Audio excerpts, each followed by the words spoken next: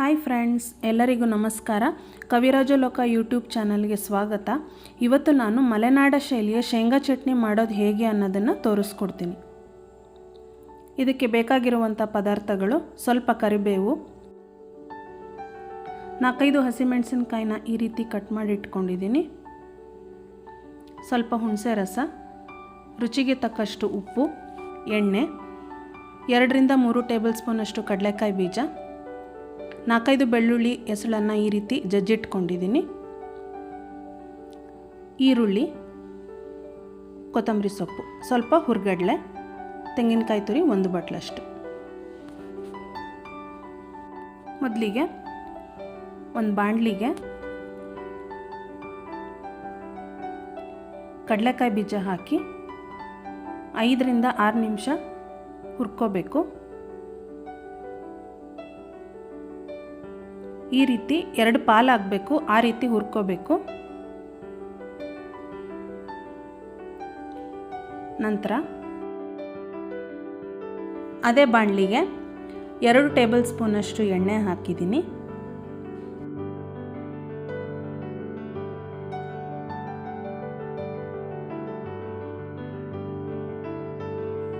ಎಣ್ಣೆ ಕಾದ ನಂತರ ಬೆಳ್ಳುಳ್ಳಿ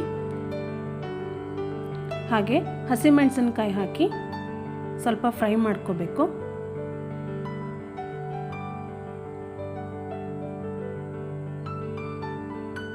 ಎರಡರಿಂದ 3 ನಿಮಿಷ ಹುರ್ಕೊಂಡ್ರೆ ಸಾಕು. ನೋಡಿ, ಈಗ ಸ್ಟವ್ ಆಫ್ ಮಾಡಿಕೊಂಡೆ. ಈಗ ಒಂದು ಮಿಕ್ಸಿ ಜಾರ್ಗೆ ಹುರಿದಿಟ್ಕೊಂಡಿರೋ ಕಡಲೆಕಾಯಿ ಬೀಜ,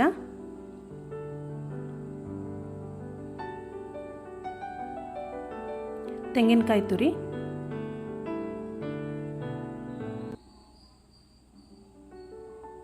ಹುರ್ಗಡ್ಲೆ,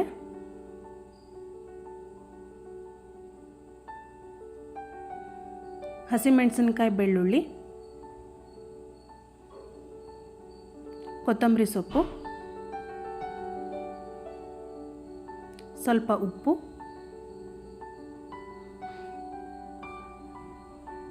ಹುಣಸೆ ರಸ ಸ್ವಲ್ಪ,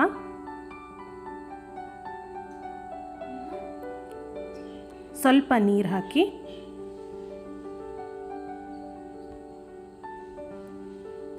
ರುಬ್ಕೋಬೇಕು. ನೋಡಿ, ಈ ರೀತಿ ರುಬ್ಕೊಂಡಿದ್ದೀನಿ.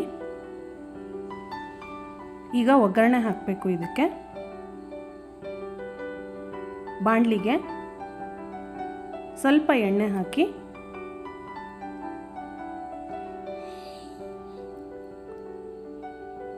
ಕರಿಬೇವು ಹಾಗೆ ಈರುಳ್ಳಿ ಹಾಕಿ ಫ್ರೈ ಮಾಡ್ಕೋಬೇಕು. 2-3 ನಿಮಿಷ ಫ್ರೈ ಆದರೆ ಸಾಕು.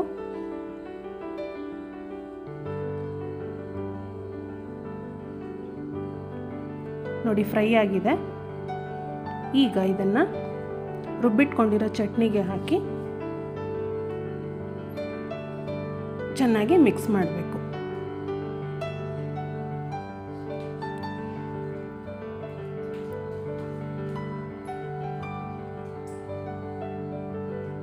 ನೋಡಿ, ಈಗ ರುಚಿಯಾದ ಚಟ್ನಿ ರೆಡಿ.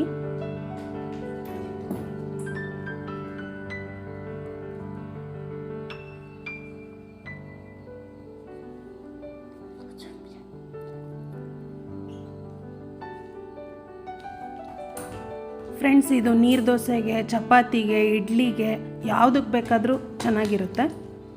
ನಮ್ಮನೇಲಿ ಇವತ್ತು ನಾನು ನೀರು ದೋಸೆಗೆ ಚಟ್ನಿ ಮಾಡಿದ್ದೀನಿ. ನೀವು ಯಾವುದಕ್ಕೆ ಬೇಕಾದ್ರೂ ನಂಚ್ಕೊಳ್ಳೋಕ್ಕೆ ಹಾಕ್ಕೋಬೋದು.